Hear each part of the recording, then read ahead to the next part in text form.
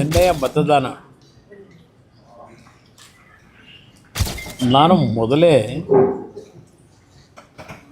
ಮಾಧ್ಯಮ ಸ್ನೇಹಿತರ ಮುಂದೆನೇ ಹೇಳಿದ್ದೆ.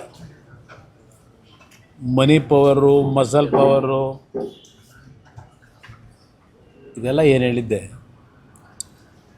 ನಾನು ಚುನಾವಣೆ ಗೆಲ್ತೀವಿ ಅಂತಕ್ಕಂಥ ದೃಷ್ಟಿಯಿಂದ ಅಭ್ಯರ್ಥಿ ನಿಲ್ಲಿಸಿದ್ದಲ್ಲ. ನಾನು ಪಕ್ಷದ ವತಿಯಿಂದ ತೀರ್ಮಾನ ಮಾಡೋದಕ್ಕಿಂತ ಮುಂಚೆ ಈ ದಿನಾಂಕ ನಿಗದಿಯಾದ ಮೇಲೆ ಮನೆಯಲ್ಲೇ 2 ಸಭೆಗಳನ್ನು ಮಾಡಿದೆ. ಎಲ್ಲ ಶಾಸಕರನ್ನ ಎಕ್ಸೆಪ್ಟ್ ಒಬ್ಬರು ಈ ಜಿಲ್ಲೆಯವ್ರನ್ನ ಬಿಟ್ಟು, ಕೆಲವರು ಆಗಲೇ ಸುಮಾರು 1-1.5 ವರ್ಷದಿಂದನೇ ಕಾಲು ಹೊರಗಿಟ್ಬಿಟ್ಟವ್ರು. 2 ಕಾಲನ್ನು, 1 ಕಾಲಲ್ಲ 2 ಕಾಲು ಇಟ್ಕೊಂಡವ್ರೆ. ಅವ್ರಿಗೆ ಬೇಕಾದಂಥ ಸಂದರ್ಭದಲ್ಲಿ ಹೇಳಿಕೆಗಳು ಕೊಟ್ಕೊಂಡು ಬಂದಿದ್ದಾರೆ. ಅವರು ಹೇಳಿದ್ದಾರೆ ನನ್ನ ಸಂಪರ್ಕದಲ್ಲೇನು ಇರಲಿಲ್ಲ ಅಂತೇಳಿ. ನಾನು 2 ಸಭೆ ಮಾಡಿದ ಉದ್ದೇಶವೇ ನಮ್ಮ ಪಕ್ಷದ 18ರಲ್ಲಿ 17 ಮತಗಳನ್ನು ಉಳಿಸ್ಕೋಬೇಕು ಅಂತಕ್ಕಂಥ ದೃಷ್ಟಿಯಿಂದ. ಕೊನೆಗೆ ನಮ್ಮಲ್ಲೇ ಶಾಸಕರುಗಳು ಕೆಲವರು ಇಲ್ಲ ನಾವು ಯಾವುದೇ ಕಾರಣಕ್ಕೂ ಅಭ್ಯರ್ಥಿ ಆಗದೇ ಇದ್ದರೆ ರಾಂಗ್ ಮೆಸೇಜ್ ಹೋಗ್ತದೆ, ಸೋಲು ಗೆಲುವು ಚುನಾವಣೆಯಲ್ಲಿ ಇದ್ದಿದ್ದೆ, ಅಭ್ಯರ್ಥಿಯನ್ನು ನಿಲ್ಲಿಸಲೇಬೇಕು ಅಂತ ಹೇಳಿ ನಮ್ಮಲ್ಲಿ ಭಾಳ ಕೆಲವು ಶಾಸಕರು ಒತ್ತಾಯಗಳನ್ನು ಮಾಡಿದ್ರು. ನಾನು ಅವತ್ತು ಹೇಳಿದ್ದೆ, ನನಗೆ ಬೇಕಾಗಿರೋದು ನಮ್ಮ 17 ಜನ ನೀವೇನಿದ್ದೀವಿ ಅಂತ ಹೇಳ್ತೀರಿ, 17 ಮತಗಳು ಯಾವುದೇ ಕಾರಣಕ್ಕೂ ಒಡೆದೋಗ್ತಕ್ಕಂಥದ್ದಕ್ಕೆ ಅವಕಾಶ ಕೊಡಬೇಡಿ. ಏಕೆಂದರೆ ಹಿಂದೆನಾದರೂ ಅನುಭವ ಆಗಿದೆ ನನಗೆ. ಆ ಹಿನ್ನೆಲೆಯಲ್ಲೇ ಹೇಳಿದಾಗ ಇಲ್ಲ ನಮಗೆ ಪರೀಕ್ಷೆ ಮಾಡಬೇಕು, ನಿಜಕ್ಕೂ ಯಾರ್ಯಾರು ಯಾವ ರೀತಿ ಇದ್ದಾರೆ, ಈ ಪಕ್ಷದ ಬಗ್ಗೆ ಗೌರವ ಇಟ್ಟವರು ಯಾರಿದ್ದಾರೆ, ಹಿತಶತ್ರುಗಳು ಯಾರಿದ್ದಾರೆ, ಇದು ಪರೀಕ್ಷೆ ಆಗಬೇಕು ಅಂದರೆ ನೀವು ಅಭ್ಯರ್ಥಿ ಹಾಕಲೇಬೇಕು ಅಂತಕ್ಕಂಥದ್ದು ನನ್ನ ಮೇಲೆ ಒತ್ತಡ ತಂದಂಥದ್ದು.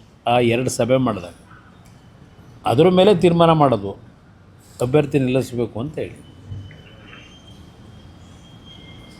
ಈ ಚುನಾವಣೆಯ ನೆನ್ನೆಯ ಫಲಿತಾಂಶ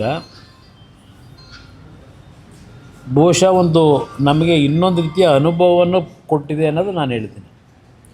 ಯಾರನ್ನೂ ದೂಷಣೆ ಮಾಡಲಿಕ್ಕೆ ಹೋಗಲ್ಲ. ಈಗ ಅತಿಯಾಗಿ ನಂಬಿಕೆ ಇಡ್ತಕ್ಕಂಥದ್ದು ಸೂಕ್ತ ಅಲ್ಲ ಅಂತಕ್ಕಂಥದ್ದು ಒಂದು ಸಂದೇಶ ಕೆಲವರು ಕೊಟ್ಟಿದ್ದಾರೆ. ನನ್ನ ಅತಿಯಾದ ನಂಬಿಕೆಯನ್ನು ಎಲ್ಲರ ಮೇಲೂ ಇಡ್ತೀನಿ, ಅದು ನಿಮ್ಮಲ್ಲಿ ಬಂದಿರತಕ್ಕಂಥ ಈ ಗುಣನ ಸ್ವಲ್ಪ ಬದಲಾವಣೆ ಮಾಡ್ಕೊಳ್ಳಿ ಅಂತಕ್ಕಂಥ ಸಂದೇಶ ನೆನ್ನೆಯ ಫಲಿತಾಂಶ ನನಗೆ ವೈಯಕ್ತಿಕವಾಗಿ ಕೊಟ್ಟಿದೆ.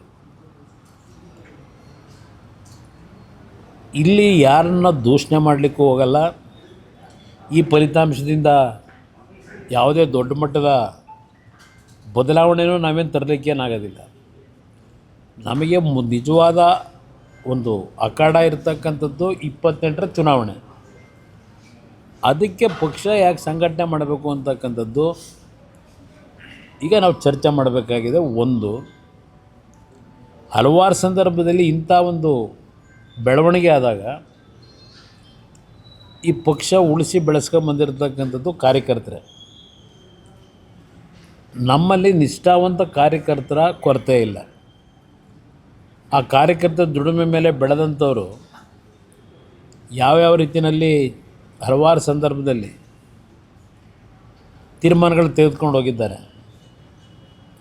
ಅದರಿಂದ ಏನು ಪಕ್ಷಕ್ಕೇನು ಹಿನ್ನಡೆ ಆಗಿಲ್ಲ. ನಾನು ದೇಶದ ರಾಜಕಾರಣನೇ ಈಗ ನೋಡ್ತಾ ಇದ್ದೀನಿ. ದೇಶದ ರಾಜಕಾರಣ 3 ಬಾರಿ 2 ಬಾರಿ ಮುಖ್ಯಮಂತ್ರಿಗಳಾದಂಥ ಪಕ್ಷಗಳ ಪರಿಸ್ಥಿತಿಗಳು ಏನಾಗ್ತಿದೆ ಅಂತಕ್ಕಂಥದ್ದು ದೇಶದ ನಾನಾ ಭಾಗದ ರಾಜ್ಯಗಳಲ್ಲಿ ಏನು ಫಲಿತಾಂಶಗಳನ್ನು ಕಂಡಿದ್ದೇನೆ.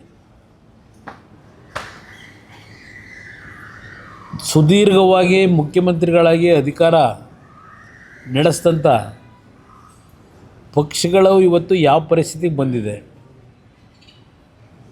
ಪ್ರತಿನಿತ್ಯ ನೀವೇ ಜನಗಳ ಮುಂದೆ ಇಡ್ತಾ ಇದ್ದೀರಿ.